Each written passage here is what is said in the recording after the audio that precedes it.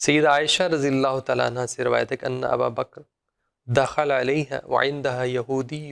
یرکیہا، تو ان کے پاس ایک یہودی ان یا کو یہودیہ خاتون یہودیہ ہو ہوگی سکتی، جی، فقال ارکیہا بکتاب اللہ، جاڑ پونک جو کرنا یا دم کرنا تو اللہ کی کتاب کتاب سے۔ اللہ سے کرنا۔ تو سیدہ عائشہ کے پاس ممکن ہے اگر یہ رسول اللہ کی وفات کا بعد کا واقعہ ہے وہ یہودیہ ہوگی، میرے خیال میں دوسرے طرق اچھا، میں کسی وضاحت طرق میں ہوگی کیونکہ یہودیہ، غیر محرم تو آ نہیں سکتا جی تھا۔ جی ایسے ہی۔ تو انہوں نے کہا کہ اور وہ دم کرتا تھا یا دم کرتی تھی، سیدہ عائشہ کو بھی وہ دم کر رہی تھی، تو سیدنا ابوبکر نے کہا کہ ہاں بھائی دم کرو لیکن کتاب اللہ سے کرنا۔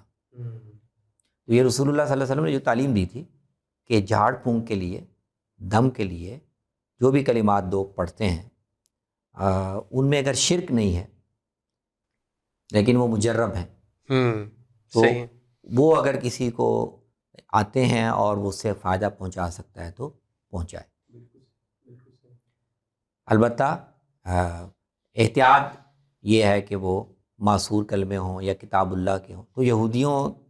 کے ہاں بھی اس طرح سے ہم قرآن مجید کی کچھ آیات سے شفا کے لیے مدد لیتے ہیں، تو تورات کے یا دوسرے مصاحف کے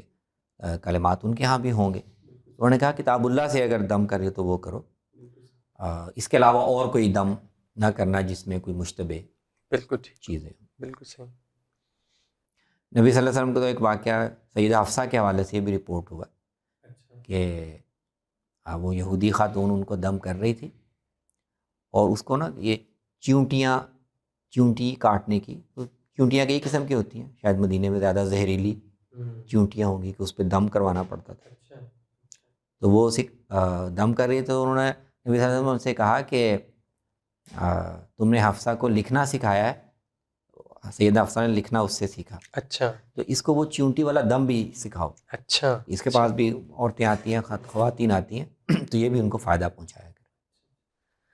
اور وہ یقیناً جو ہے وہ کتاب اللہ میں سے تو نہیں ہوگا لیکن وہ جملے ٹھیک ہوں گے، اس میں کوئی شرک یا ہاں چیز، وہ شرط آپ نے، ہاں جی، ہاں بلکہ ایک وقت میں ایسا تھا کہ نبی صلی اللہ علیہ وسلم نے جتنے مختلف طرح کے دم رائج تھے تو ان میں ہوں گی خرابی، تو آپ نے ایک وقت میں پابندی لگا دی کہ یہ دم وغیرہ استعمال نہ کیا کرو۔ پھر لوگوں نے کہا کہ یا رسول اللہ یہاں کئی بیماریاں ایسی ہیں کہ ہمارے پاس ان کا اور کوئی علاج نہیں لیکن دم مؤثر ہوتا ہے، خاص طور پہ مدینے میں بچھو